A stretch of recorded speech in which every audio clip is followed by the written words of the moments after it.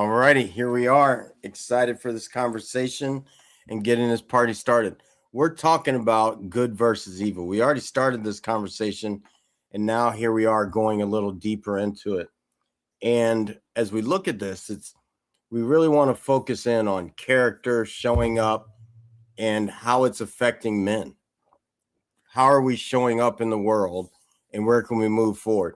Now, many people around the world watched the World Cup.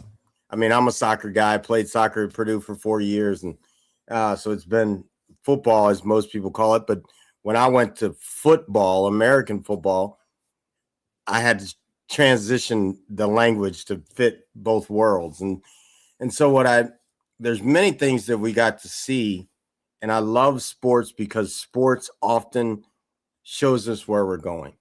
So all the amazing things that took place in it, I'm excited for the possibility of where we're going in humanity, and look forward to this conversation on delivering that as we all look deeper within.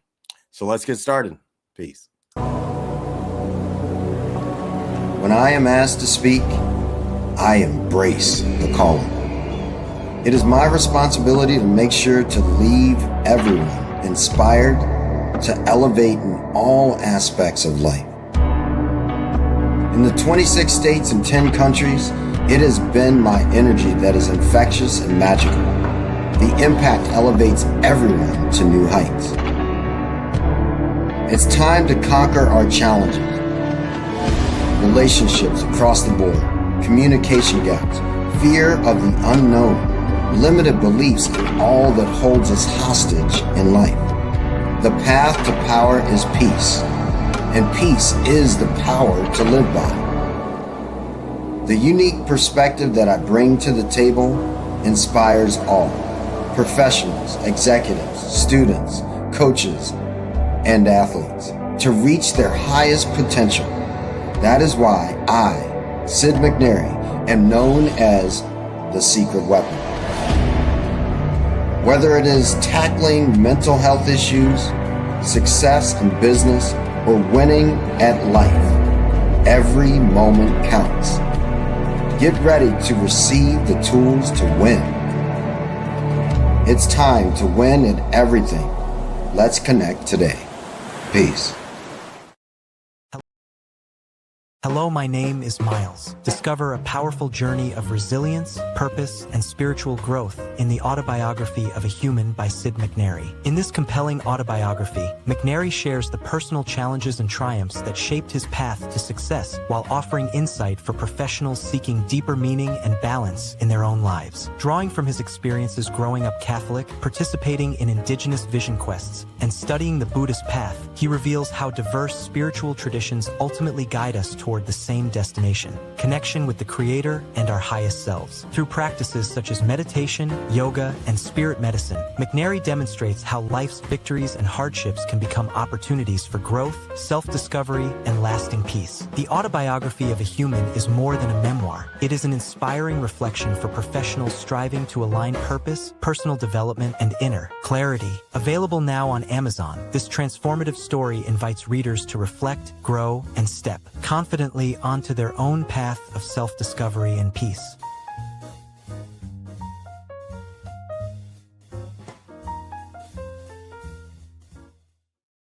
All right, here we are. Excited for this to keep going and elevate with each other. And let's go ahead and get everybody up. We got Dr. Vibe, Chris, and Coach Hightower.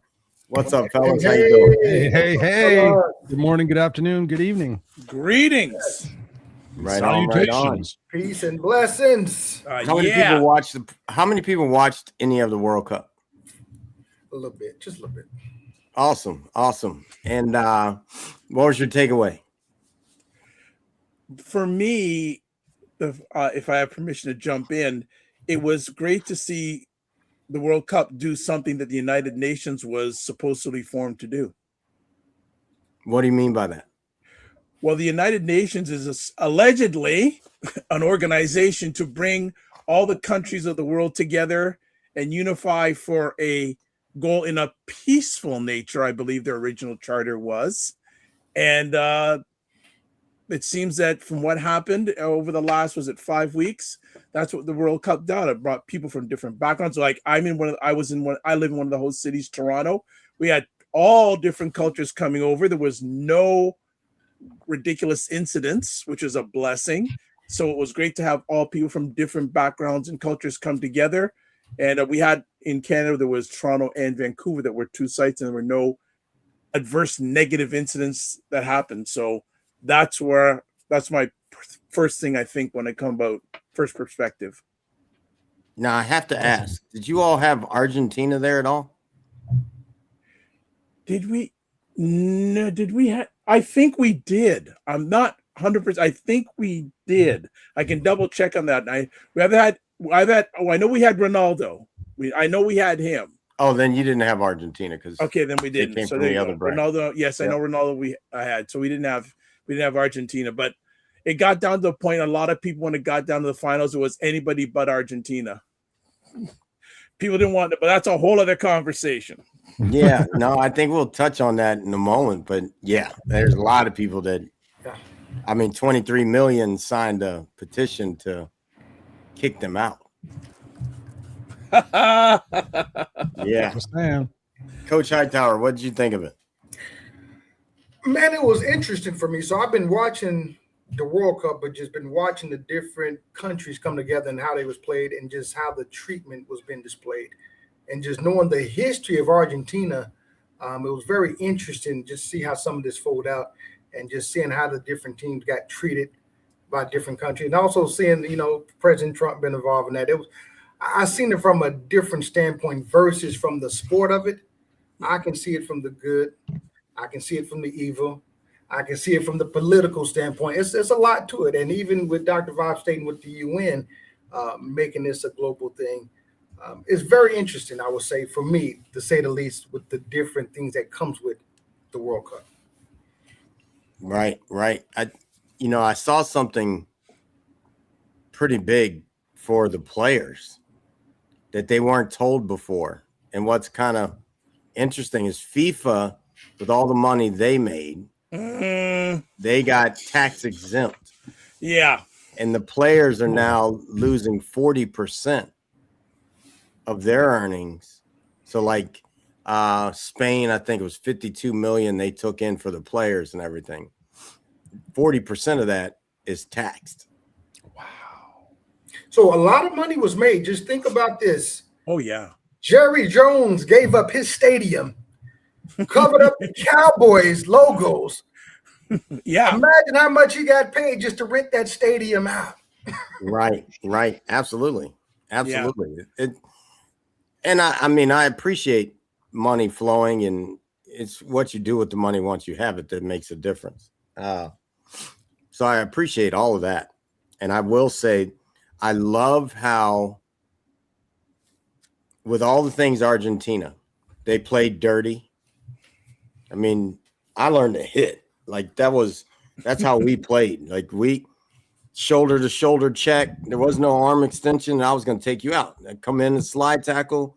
You're going to flip, but I was going to get the ball before you even realized that I was hitting you. Like that was real for me as all those years that I played. And so to watch Argentina play and not get called until the finals, where people started voicing their opinion, and these companies are now watching Instagram and all these different platforms to see how people are reacting to things. And when people started saying no Argentina, calls started getting fair. I mean, heck, they didn't even get a shot on goal in the finals. So they got handed. And now, to see 23 million people signing for them to get reprimanded, and now they got fined 10 million. Bless you. They got fined 10 million as a club. The players got fines and all types of stuff, and they may be out for a while. Like that. That's how it should be. But that's good. What's beautiful about it is that it's showing up real time for how it can trickle down to real society, to everyday people. And that's amazing. That's the good over evil to me in the World Cup. Yeah, it's nice to see. It's nice to see that accountability in real time, because so oftentimes we can sit there and cite different situations that have happened, even in the current administration here in the United States, where you're sitting there going, okay, what's the accountability? We've joked around here, release the files. Like, where is that accountability? And it makes you think like, okay, well, why should I stick to the rules? But seeing this firsthand and seeing people say, no, we're not going to accept this. This is not tolerable, is a beautiful thing. I mean, it's wild. It's wild to watch the young 19-year-old from, I don't want to butcher his name, from Spain, walk up, and then all of a sudden he realized, wait a minute, the next person's about to shake my hand is our president, and he just pulled his hand away. I mean, it's real. It's like, now you got to actually look at people, look at you, and say no to you. No, I don't want to be involved with you because of all the different things, whatever's going on in that kid's mind. That to me is just a beautiful thing to watch. That's good over evil. When good people can stand up and say, nah, this just isn't good enough. You're not representing anything that I want to be part of. So don't put your hand near me because I don't want your energy. That's impressive. Yeah. It's impressive. It's really about your values and your standards. When I was thinking about this conversation, good versus evil, like I always go back to what's the root, what's the base of where this comes from. And it really is about your personal integrity, right? And sitting there thinking about, sportsmanship. I mean, I was involved in sports when I was younger, but sportsmanship really is got its set of values and integrity that we're going to come out here. We're going to give our best, against our opposing team, but we're going to operate within the guidelines, and we're going to operate with respect and compassion for our fellow team members that are on the other team, because we're all in this together. And to see what took place and hear about what took place, it's nice to know that the people have spoken and said, no, this is unacceptable. And I think that hopefully will trickle down to other people that have perhaps been thinking about bending the rules, going, you know what? No, I'm not going to do that. I'm going to hold myself to a higher standard. And I'd like to see that in all sectors of life, because when you hold yourself to a higher standard, it's pretty incredible what you stop tolerating and what you receive as a result of that. I like that. I did a little research. A lot of times I do some research where we have our conversations, and I want to just share some quick perspectives. Do I have permission? Yeah, go for it. So first, and building on what Chris just said, character is revealed in repetition, not slogans. It's not what a man says he believes. It's about what he consistently does when nobody is clapping. Also, good is practical, not performative. A good man is not perfect, but he's accountable, honest, and willing to correct himself. And also, too, men need spaces like this one where truth is spoken without shame. And the goal is not to attack men, but to challenge them to grow, heal, and lead better. So I just wanted to just share some of those perspectives before we move onward. Yeah, I love that. Excellent. I think that's great job. Yes. I really like that one. Character is built on repetition, not slogans. Yeah. And I think it's more, for me, as you said that, I put in parentheses, it's not just built, it's revealed. You're like, you've already built your character from the things you've done in the past. But as you keep doing it, your character is actually revealed. Because I look at, and so for me, when I speak about these things, it's not political for me. I'm sharing it because we have somebody that everybody sees right now. And many people that even voted in the beginning for the person, they voted for what he said he was going to do. Now his character's been revealed and they no longer support that. And that's awesome to me. Like, we gotta, because you can sit here and say you're going to stop sex trafficking and then find out you're actually party to it.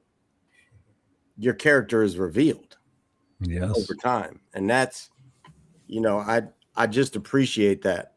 I was told once when I was going through some things, my teacher at the time was like, all you have to do is stay in your integrity, and everything will show in the end.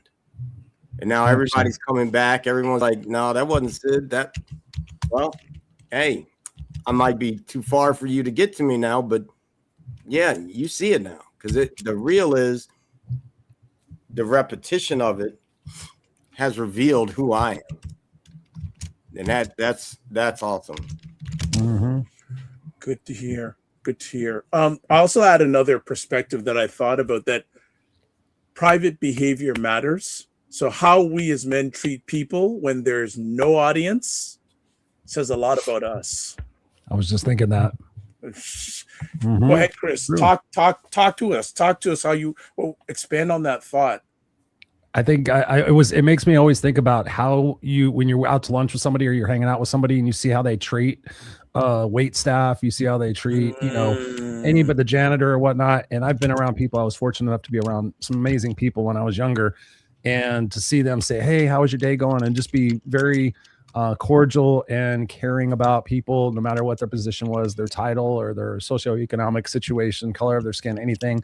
And it's so true. It's like, it's about what you do when no one's watching. And I talk about that in my coaching, about the fact that, are you doing your best? And when you think about nobody's watching, if I had a film crew following me right now, would I do better? And that's kind of an indication for me. That's an indication good. For me personally. That's my standard to say, okay, if I'm washing my car, I'm like, oh, I don't need to do the wheels.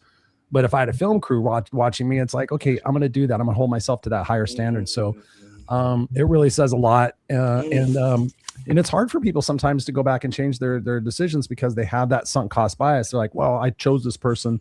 And sometimes I've seen people dig in deeper. But I've also had conversations with people that says, yeah, I didn't sign up for this. I thought it was going to be a different way. My idea was that he was going to break some of the politics and whatnot. But those people have changed their minds, and hopefully we have an awakening happening for people to be more careful in their choices, and hopefully bridge some of the gaps that have happened through this. I'm in agreement with you, Chris. Great point, man. And it goes back to just values, for me, values and morals. As you stated, man, the person have showed their hand, showed who they are. That's who they are.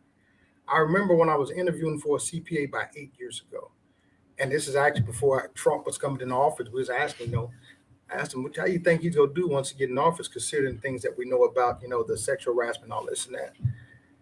And the response I got, man, it kind of threw me back, because he said, I don't give a damn what he has done. If he's making me money, good.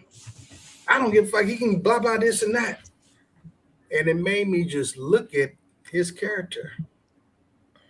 And because of that, man, I had no idea he want to do business with them whatsoever. No matter how good he was as a CPA. But just that you can endorse that just tells me where you at. And this goes back to, it costs nothing to be nice, man. But we also have to distinguish, is money and power more important than our ethics and our moral values? And at the same time, what do you really stand for? I sit with watch your actions. This is in the book, The Secret Weapon. Watch your actions because they become your habits. Watch your habits. Good book, by the way, Sid. Good book. Good book. Thank you, bro. I appreciate it. Watch your habits because it becomes your character. Watch your character because it becomes your destiny. And that's real. Like, when I look at, people have these actions they do over and over, thinking, oh, I want money, I want this, I want that. And then all of a sudden people start to see them and they say, okay, that's who you are. That's your character. That's how it's showing up. And your character becomes your destiny, because your character actually is the mechanism that is producing the fruit that shows up in your life. Yep. And it's just so important to look at, for me, what did I just do and what did I just receive? Because they correlate, and we're seeing it, the correlation to actions showing up as the fruit of the labor here. And that's not it for me. Brothers, I can leave the conversation now. I got my hour already. You guys have given me an hour already. I'm going to ask a question, and whether you guys want to answer it, or I guess in a broader sports scope with men. When have you seen a man's character tested the most? I could say one situation. I was in corporate America for 30 years, and my boss was the vice president of finance and operations, and ex-military, and just really wrote the book on values, morals, ethics, character, fairness, applicability of rules. And there was a situation that was going down in the company where people were trying to do some uncouth things. And I watched my boss, Dana, rise to the occasion, seek first to understand. He goes, I'm going to go walk around to all these people and figure out what the hell's going on from their perspective and find out where the miscommunication is. And then we're going to get everybody in a room. We're going to have a conversation about this. And he was very direct. He was very intentional about fairness, but also accountability, and not losing his cool because of the outcome of the situation, what it resulted in, what it caused for the company. And I just watched this guy, maintain composure and he didn't try to belittle the people that were trying to do bad things and kind of screwed up and cut corners. He didn't make them feel bad, but he did make them feel responsible and accountable, and had them explain what it is that they were thinking about while they were doing it, to set the example for other people that were perhaps thinking about, oh, well, they got away with it. Next time we're going to do that. And then, we'll be the number 2 department or whatever. And so I saw him like plan and prepare for all of these situations because I was helping him. And I just had so much respect for him for having that fairness of mind and going about and executing exactly what he said he was going to do. Even if the people that are his bosses didn't necessarily agree with what he was doing, he stood his ground and he stated his case, and he was able to win everybody over, and just gained so much more respect from everybody else in the building. And from that point on, everybody always went to Dana for, no matter if he was their department leader or not. Dana, can I get your advice? Dana, can I get this? And I watched those situations, and it helped me become a better person and a better leader. Go Dana. He's retired now. Yeah, I'm going to jump in on this and say, where have I seen people's character compromised? That's the question, correct? I'll just say it again. Where have you seen a man's character tested the most? Got it. When people are looking for success and they start to fall short of what they believe the money, the wins, the results should be. And I watched going back to the World Cup. I watched it with Argentina when they lost. Character was compromised. Now all of a sudden they're starting the biggest fight ever in the World Cup, and then you see their character show up again when Spain goes to get their awards. They turn their back to them. Like I watch that all the time. People who have money first, wins first, results first, characters often compromised because they'll do anything. And I've been there. Like I'm 458 wins as an athlete and 98 losses.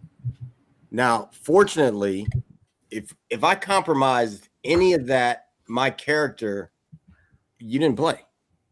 Fortunately, I had coaches like that it didn't matter if you were the best or the worst. You didn't suit up. So then the result was never, ever compromised for me because that was going to get you benched quicker than playing bad.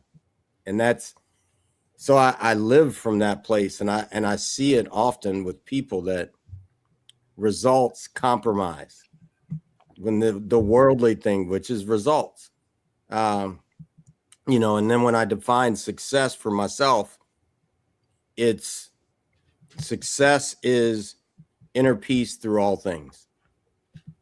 It's not about the wins or losses, because success looks like, if I lose, can I still have peace and figure it out to be better next? Yes. And that's and losing can be money, can be actually scoreboards or whatever. It can be my wife, is she happy with me or not? Or my children in that way. And that's when it makes a difference, is that inner peace at all times through all moments. Nice. And that's true. I mean, at the end of the day, we all have to lay our head on the pillow. And this is something I teach people, is like, will you go to bed tonight feeling proud and feeling accomplished for the choices and the decisions that you made when no one was watching, right? And thinking about that. And I know for myself, there have been times in my life where I was around people that didn't follow the rules, that broke the rules, that were criminals and doing all sorts of things. And sometimes I was, in the wrong place at the wrong time. And it allowed me to see two different variations of what humanity can bring. And ultimately for me, I chose the high road. I chose to take the ethical and the route, of being able to be that person to go to sleep at night and be proud of the things that I said and I done. And there's been situations in my life where I could have easily covered it up. I could have easily taken advantage. I could have easily done these things and gotten away with it. And you're at that fork in the road. And for me, it was a no-brainer. It was like, okay, there is that option. However, I want to be able to love and trust myself. And if ever it comes out, I don't want people to lose faith and belief in me, because that matters to me. Right. And it matters more to me than the win. It matters more to me than the fame or whatever it might've been at that moment. It matters to me that I'm a good person. And if I die tomorrow, I'm leaving behind a pretty cool legacy that I set the example for others to follow. And that's like really my point, is when you lead by example and you set the example for, even if somebody's not watching, somehow, some way, your character will come out in something else, and people will see that, and they will have more admiration and respect for you, and perhaps reconsider some of the things that they're doing in their life. And that's always my hope. Chris, I'm just going to be sure. I just want to, if I have permission, add on what you said, that legacy for a man is built in everyday choices. Yes. Small decisions about discipline, respect, faith, and responsibility shape how a man's remembered. 100%. Keep your promises to yourself. That's what I tell people lately. That's my little slogan. Like, just keep promises to yourself. You're going to do it. Just get up 5, 4, 3, 2, 1 and do it. And have that sense of self-trust and love and understanding for yourself that, hey, yes, I can do these things, even though sometimes my negative self-talk will try to jeopardize that. No, I can actually keep my promises to myself. I can stop allowing people into my life that aren't conducive to my mental health or my peace, as you would say, Sid.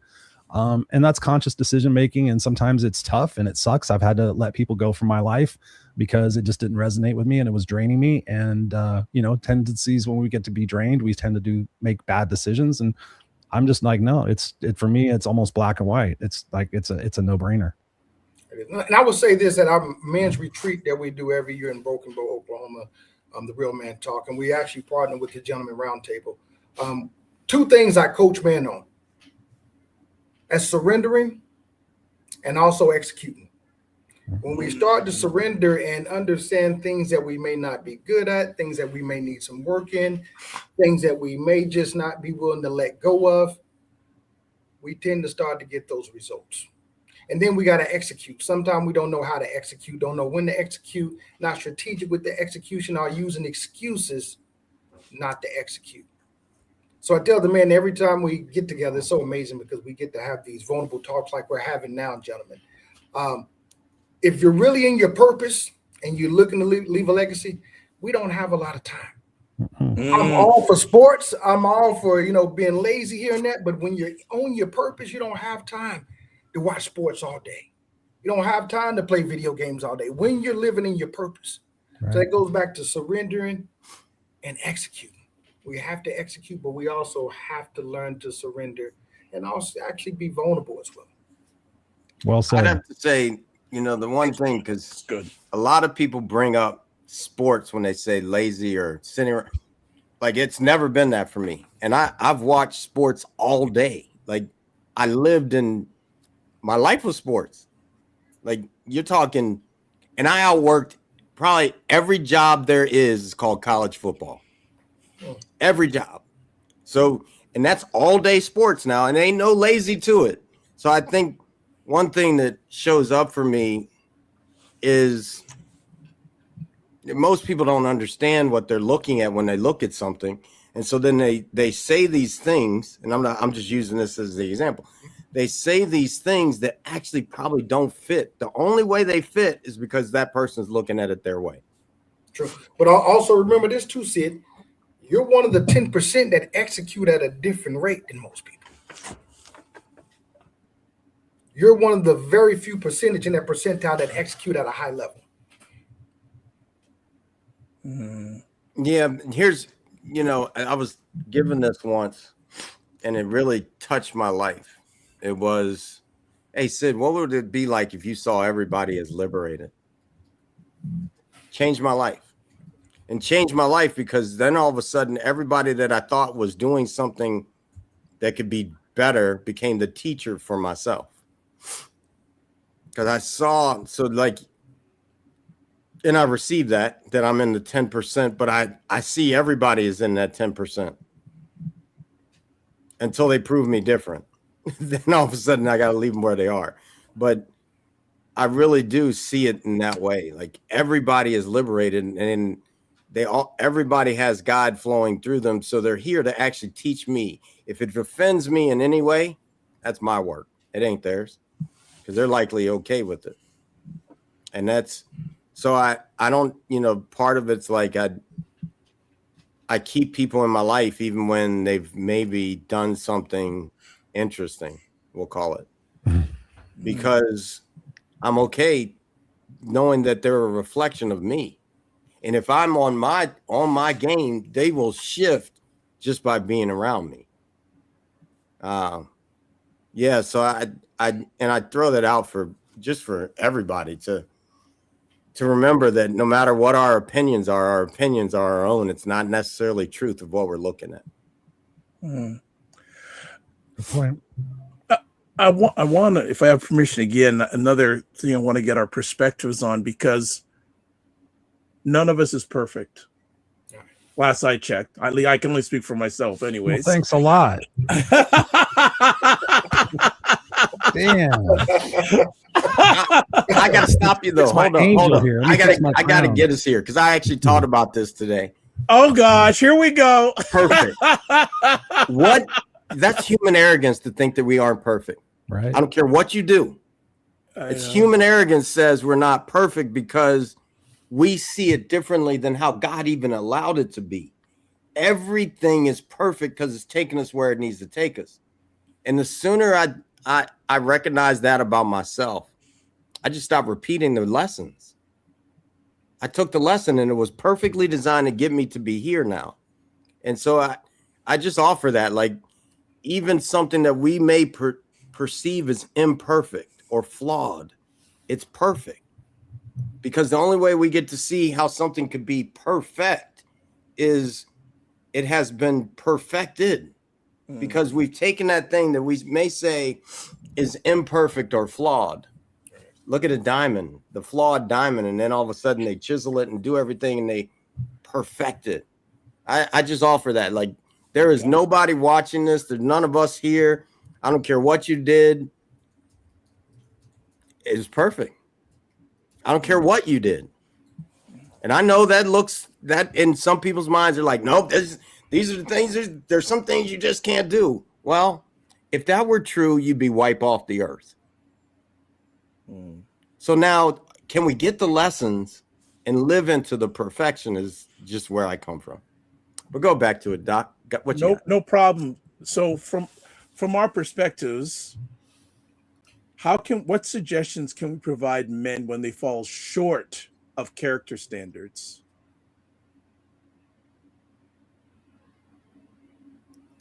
That would be easy for me. I mean, I think about in terms of the people in my life that I respect and admire, real people in my life, also famous people. But there are two men in my life, actually three men in my life that are no longer here. And I just think, what would Dana do? What would Bill do? What would my grandfather do in this situation? I know that I trust their values. I trust their judgment. I trust their advice. So it's a case of act as if. So if Dana was right here now, or if Bill was right here right now, and I was having this experience, what might they tell me? And that's a good benchmark for me to sit there and say, okay, that's a good path for me to take. So I think it's that. And I think it's also when you're looking at, I mean, I'm a dad, where I think we're all dads. For my 9-year-old son, I'm like, is this a good example for what I would give to Jackson for advice? My son's name's Jackson. And so there's just a few barometer tests that I go through. It's not too often, because now at 57 years old, I'm pretty adept at being able to figure, what's right and what's wrong, and what's a good way to go and what's not a good way to go. And usually it's my gut. Like, my gut will immediately sit there saying, something like somebody wanted me to start a business with them a couple of years ago, and it was massive money. And I felt based on the character of the person, I felt like this was not going to be the wisest choice for me. And the person was really surprised that I turned them down to be a co-creator for this chemical solutions company, and the marketability and all this stuff they were going to put all the money in. And I almost thought I was shooting myself in the foot, but there was something in my heart that said not to do it. And to this day, it hasn't been done. So I'm wondering what happened. I just haven't asked the person, but yeah, those are some of my thoughts. Well, I would say everything is energy, man. Great question, Dr. Vibe. And what I tell men, I think the data is 15% of men suffer in isolation. And I tend to find, even when we're talking about sports, man, we thrive together, being part of that brotherhood, that wolf pack, that team. And when men start to separate and isolate, that's where the issue's coming at. So I always tell men, find that community that you want to be with. Find those people that you inspire, that you want to, achieve certain status and things that you want to do. But it goes back to having that community. If not, man, I tend to find when I'm coaching and consulting men that they tend to deal with things on their own. Mm-hmm. And they're kind of on an island by themselves before you know it. They're creating issues that didn't have to be issues. As long as we stay within that wolf pack, as well as tuning into things such as the men's circle right here. So great question, Dr. Vibe, and great response, Chris. Thank you. Doc, can you say that question one more time? Yeah, absolutely. How do men recover after they fall short of the standard they set? Well, it's pretty simple to me. You got to recommit. Make the commitment to where you want to go. And how do you have a breakdown? You fall short of the commitment you made. And so how do you have a breakthrough? You recommit. You get back on track. It's really simple that way. It's like the person who says they want to quit drinking and they go and they have a drink. Well, how do you get back to being free of that? Stop drinking, recommit, make the commitment again. And I think that's, for me, when someone falls short, well, then that means you knew the mark. You knew where you wanted to get. You fell short of something. That's called a sin. The definition of sin is to miss the mark. So once you've missed the mark, well, then get back on track and keep going. That's it, and what people don't really realize, because we're all going from we didn't know to learning something to it becoming unconscious. And so when we get in that space, we're all coming from, if we don't know it, we're not going to do it. Forgive them, Father, for what they don't know they do. And then all of a sudden it becomes, get into it, recommit, and get going. And if you sin, get back in. It really, we've kind of made this stuff so hard because we think about it too much. When it's just called, all right, if you knew the mark, then you got to get on it. That's it. Just recommit. And it's okay if you fall short. It's perfect because it shows you where you want to go. I think that level of freedom in your mind is how somebody gets there. It's so true. I mean, when people ask me about success and happiness and whatnot, I tell them, and they're surprised to hear this sometimes if they know me, that I have failed more times than I've succeeded. I have stuck my foot in my mouth more times than I've said intelligent things, but I keep getting back up. I keep re-energizing myself to say, okay, that wasn't a failure or a mistake. That was a learning opportunity. And sometimes we have to reframe some of the things that we're doing in order to have that perspective, to not shoot ourselves in the foot with constant negativity, constant judgment. It's about that falling down and getting back up, and then realizing that we are powerful people and that we are adaptable, we're malleable, and that really, going back to the book we talk about sometimes, is iron sharpens iron. And so you got to make sure that your circle of influence, like we have here, and we all have in our private lives, that our circle of influence supports that and allows us that safe space to say, man, did I screw the pooch today? Oh my God. And being able to have people pour into you and say, hey, that's not a big deal. Tomorrow's a brand new day. You're going to be able to get back up and you're going to realize this is a way that not to do it. And so I always encourage people, like, fail your way to success, take imperfect action, and recognize that it's all part of that growth process, because I personally wouldn't be sitting here having this conversation with you guys today had I not made so many mistakes and blunders and trip ups and whatever it might have been But because of my tenacity, I am very successful and very happy. Great job. Great job. Glad to hear that. Thank you. Well said, Chris. Well said. Wow. That's good. That's good. Thank you. That's good. That's good. You know, I like that Dr. Vibe polices the comments, but there was this comment, and comments don't bother me. Why? Because it usually says everything about the person commenting and nothing about what we're talking about. When these comments come up, kind of interesting.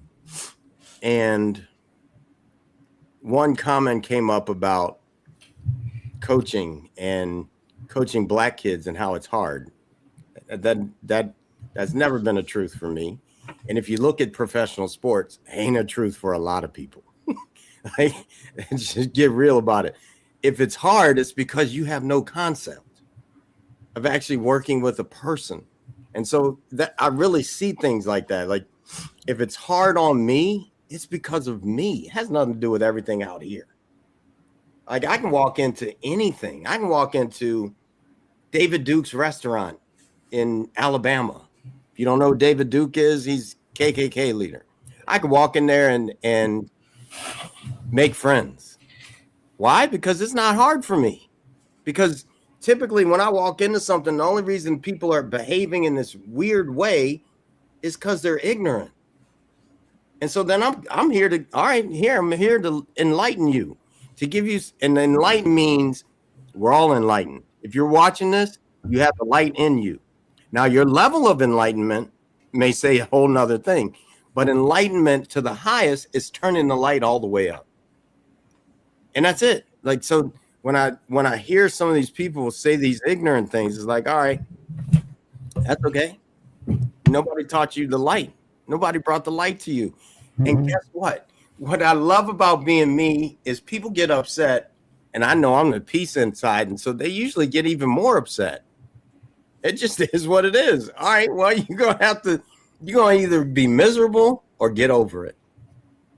Like, it's real, you know. So I really feel like when I look at men, and as this is a men's circle, just start being men. And what does it look like to be a man? Like, whatever that looks like in your mind. Like, for me, I've never had a gun. I know I won't need a gun. I'm free of guns. Why? Because I only bring into my life that. And I live in a place where I've never seen anybody walking around with one. I probably will today because I just said it. But outside of that, like, it's okay. And I know people do because they talk about it all the time. People they see. It's just not in my reality. Raise your vibration if you don't like what you see. Your frequency is what you frequently see in life. Preach, brother, preach. And so when are you going to take ownership of that for yourself? Whoever you are, whoever needs to hear that, take ownership for your life. Why do you have a number of diseases? Because you drove yourself there. Drive yourself out of it. I see that Mark has a question for us, and I know Chris has to listen. So go for it. You can read it. So question from Mark Mark. says, Sid, Coach Hightower, Dr. Vibe, and Chris, what tools do you use to encourage someone to keep moving forward and not dwell on the mistakes during the process? You can't drive a car by continually looking in the rearview mirror. Chris, rock with that, baby. Well, thank you, Mr. Mark Gassard. He's a personal friend of mine. We've known each other for quite some time here on the Facebook world. So thank you, Mr. Peachtree. Tools to keep moving forward and not dwell on mistakes. Again, going back to what I just said a few moments ago, I don't consider them really mistakes. I consider them stepping stones or learning opportunities. So I've learned in my life that, yeah, that thing didn't go the way I wanted it to, or yeah, I could have done better, or I could have planned better, or whatever it might be. I just personally use it as a game plan, if you will, to sit there and say, okay, the next time I'm faced with this particular situation, I'm going to choose the path that perhaps my gut thought I was supposed to do, or what I knew was the right thing, but I was going for the fast thing, whatever it might have been in that situation. But I look at it as an opportunity to refine my decision-making process. And in some situations, if I'm finding it hard to move on, or I'm really kind of stuck on it, is I will reach out to my mentors and say, hey, there's a situation that happened. What are some of your perspectives and observations and suggestions for me to shift that perspective about that? So I always have people in my corner that I can go refer to, but I really don't look at it as a mistake unless I repeat it often, repeatedly. And most of the time I don't do that. But yeah, I will seek out help, or I will look at it on how I can reframe that to be a positive. And all of the quote unquote mistakes that I've made in my life have allowed me to sharpen my pencil, if you will, whatever, if it was personal relationships, professional relationships, negotiation, coaching, whatever it might have been, those, because of those situations, it allowed me to become that much stronger for having experienced that. And so that's the way I look at it. In a weird way, I look at failures and mistakes and things of that nature as my opportunity to even become stronger and better in whatever it is that I'm doing. Especially as a parent, I probably made more mistakes, I guess, that I apologize for, but it also makes me that much more compassionate, makes me that much more patient, that makes me that much more understanding, because those situations occurred. Man, great point, Chris. And I liked how you stated you seek out help, and then you also reframe the way you're looking at it.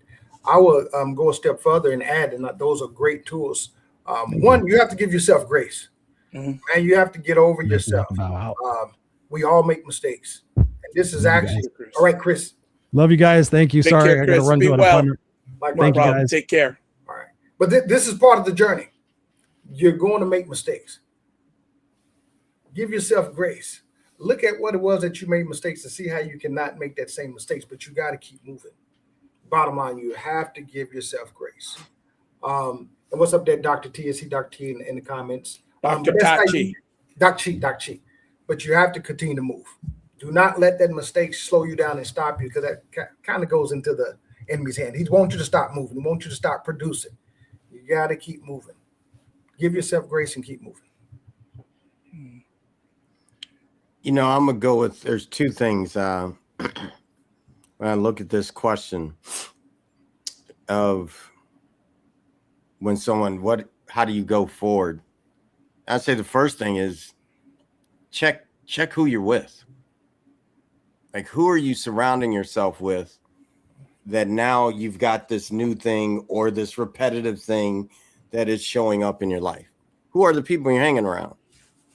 If you want to elevate your life, elevate the crowd around you, your environment. And then the second one, I'd say, what are the things you're doing? If you find yourself getting caught on a thought, what's the music you're listening to? What are the videos you're watching? What are all those different things? Because it's all creating from the thoughts that you keep plugging into. I think that's why many people, this men's circle, 2,000 guys on Wednesdays, right? Many people that go to that, they're spending their downtime in the Bible. So a lot of things in their life are elevated because that's a book that consistently talks about elevating your life in some way or shifting in some way. Now, you could get caught on some things, even in the Bible, that could take you down a rabbit hole that you don't want to go. So just paying attention to those two things. Who are you putting in your life and spending your time with? If you are spending your time with a bunch of people, nothing wrong with going to a bar, but if they're constantly drinking, hey, I'm here to tell you, we call it the ABCs in football. The ABCs will take you down. Academics, booze, and because we're with all guys, chicks.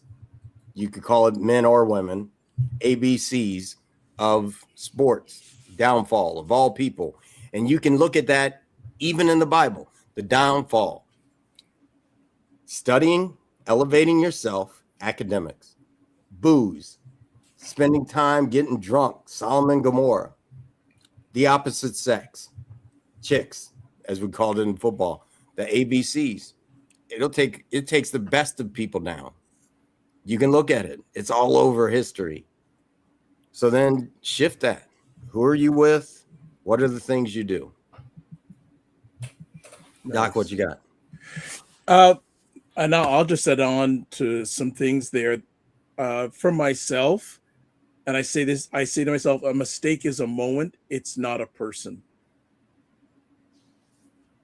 That I always say to myself, and that if I'm assisting someone in that, I will say that to them. I will also say to them, hey, have you ever been in a situation like this and you've turned it around? And they'll say, yeah, I have. So I want to instill in that person that, hey, they've done it before. They can do it again. They can make that U-turn. Yeah, love it. Love it. You know, so those, and I want to add on to what you were saying, Sid. And for a lot of men, there are usually 4 things, especially in these days, that cause a downfall of a guy. And I'm hopefully I get all 4 out: sex, gambling, alcohol, and I can't remember the last one, but those 3 are prevalent. And especially these days, many of our men are getting downfall by gambling. It's becoming an epidemic. I've been doing some research. It's causing a lot of challenges, especially for our young men who watch their sports and they see some of their favorite athletes doing ads, doing promos for gambling. Yeah, I mean, I can see that for some people. I got one that absolutely just he ain't gonna waste his money, so he doesn't gamble at all. Then I got one that makes sure he earns just a little bit more so he can put it in to see if, but he's willing to lose it. Okay, you know?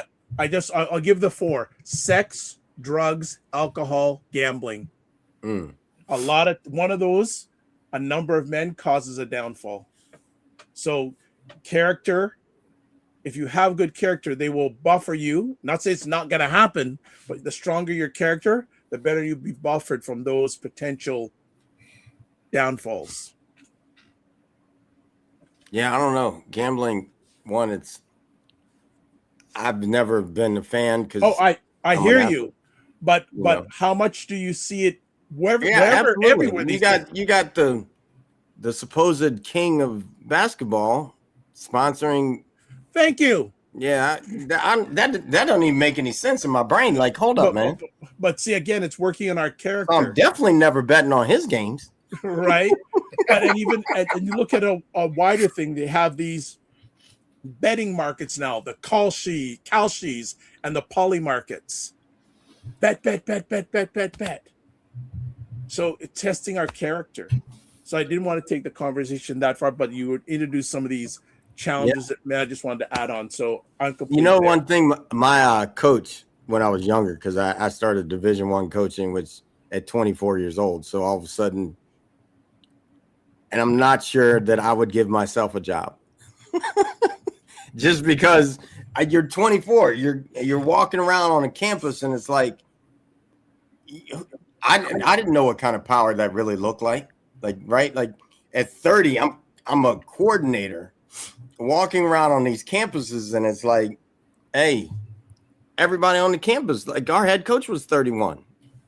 So we walked around everywhere knowing where we were in that way. And so, but one thing Joe told me when I was at Northern Illinois, he said, Sid, because someone mentioned stay out of bars.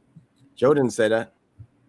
He didn't say that at all. He said, Sid, you want to go to the bars? Take your wife. And you go to the bar, no one's going to say anything when they say he's with his wife. And that's been my deal ever since. Like, all right, if I'm going somewhere, Liz is with me all the time. Like, what do you mean I was hitting on you? I'm sitting with my wife. I'm good.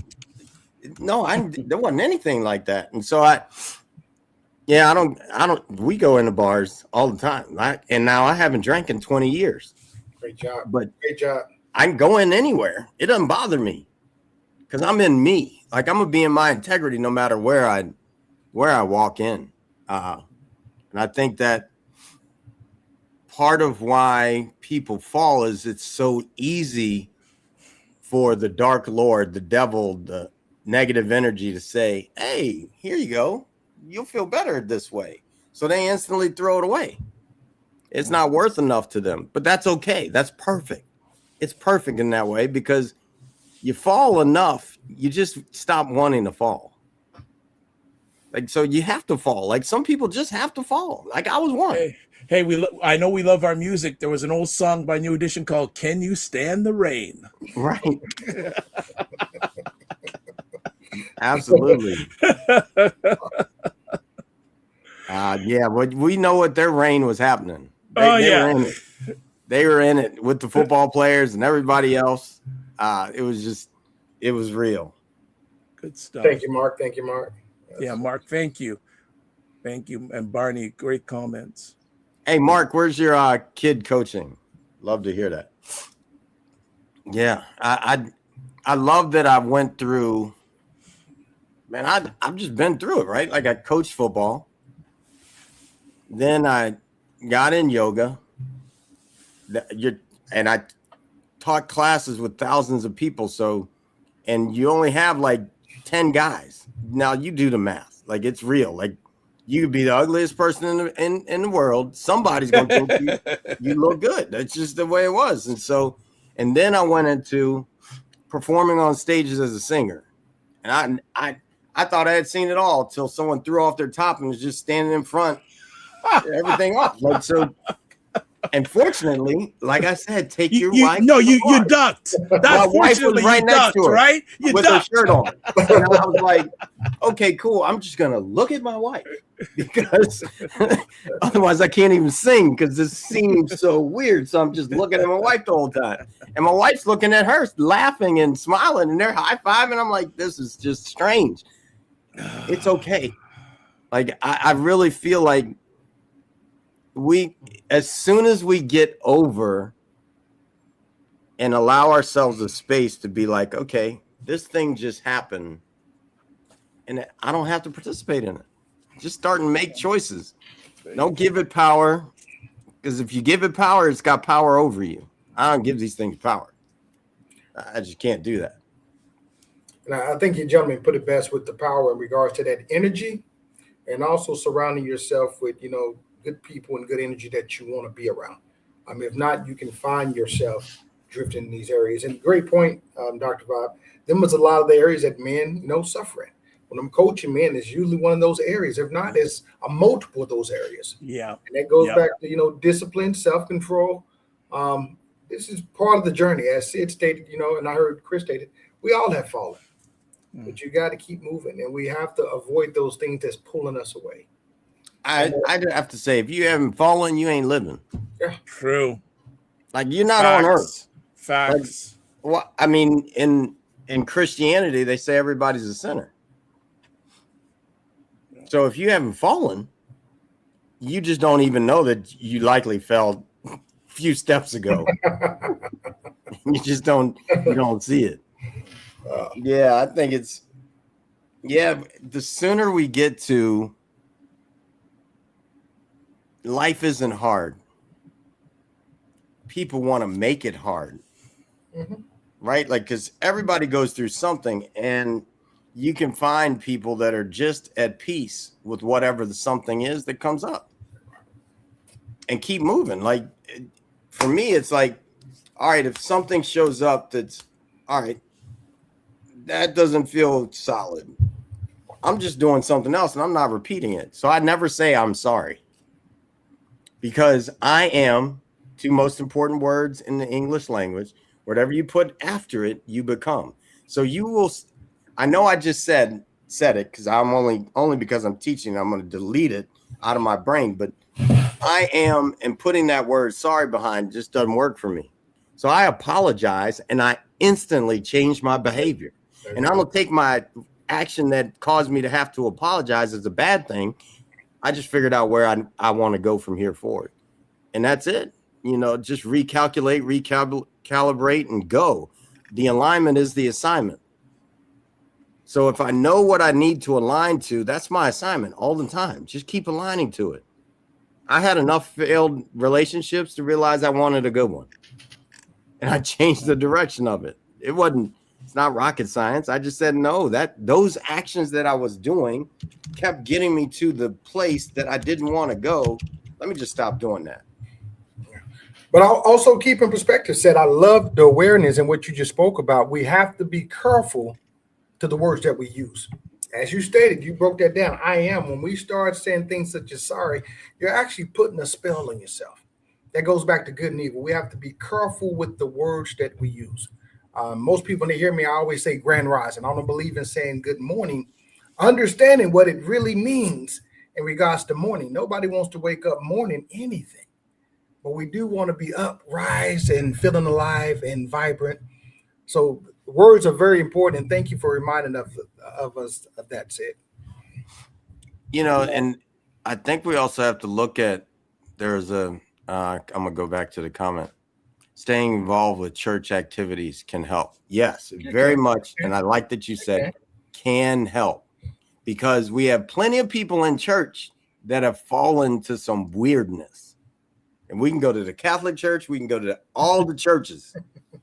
That's the thing. I think that when we get in this space of like, okay, I'm putting these blinders on and the devil doesn't live here. The devil lives everywhere the goodness is happening. Everywhere. Yes. It would you want to know the devil probably knows the Bible better than any of us. Like, it really does. Because then it's like, oh, the truth will set you free. Let me give you this truth. This thing feels good. And you're right. Good and evil does exist, Sid. And let's not forget, and the Bible speaks about this, Satan himself still has access to heaven. The devil, as they say, the devil's in the detail. Yeah, the devil's in the church. It's everywhere. The entertainment industry shows you all the time, if you look at it. Good and evil exist. Absolutely. Yeah, that's why we had to do a part 2 on good and evil. Because it does exist.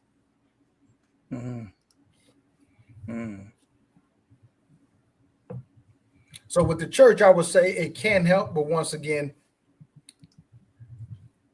just reminding good and evil exist everywhere.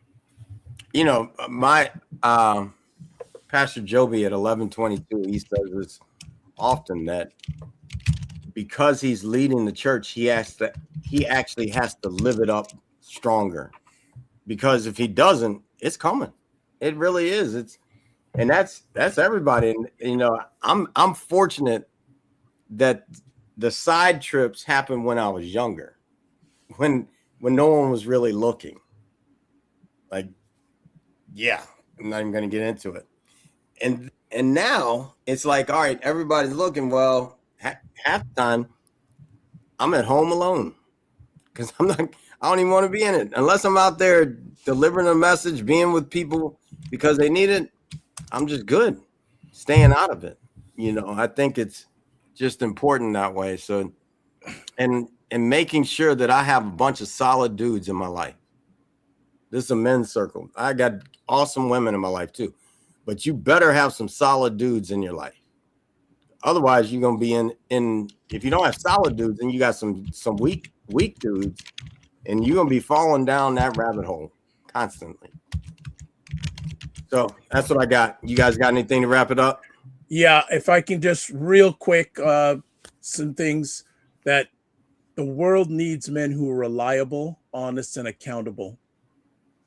So my last call to action is: don't just agree with the message. Choose one action, take it today, and become the man you say you are. I'm complete as always. Don't just manage your time, manage your energy. Remember to give yourself grace. Awesome. I love it. I would tell you, man, the thing to do and what I'm practicing. I believe in practicing what I preach. Always do something better than you did yesterday. I don't care if there's 10 more push-ups. I don't care if there's giving your wife an extra kiss or reading a different version or more versions. Always do something to elevate every day. Keep moving.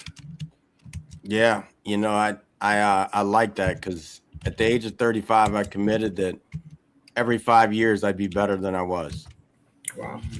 And I've done that, and I just crossed one, right? So I just crossed one of those 5-year markers, and that one pushed me to right now. I'm in this 5 years of, I'm so committed to knowing Jesus and the message and God and the Bible.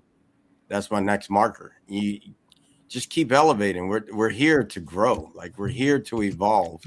And so I think that's important for us to do, is to just keep reaching for that no matter who we are. Keep growing. All right. Appreciate you guys. Look forward to next week. Yes. And everyone, thank you for being here. We'll see you soon. Thank you all. Peace.